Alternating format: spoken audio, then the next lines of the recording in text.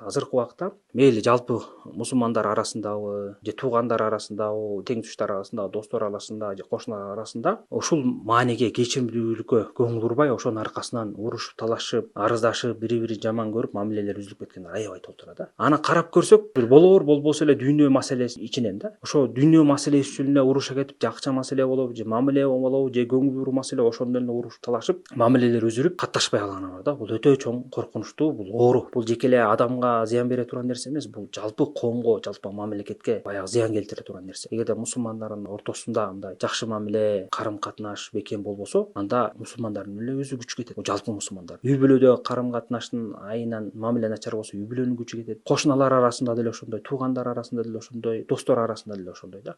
Ошондуктан мына ар бир адам жүрөгү менен сезип, мына ушундай хадистерге камал алганга аракет кылыш керек да. Ушу кечиримдүүлүк сыпатын такай алып жүргөнгө, жүрөгүнө туюп жүргөнгө аракет кылыш керек.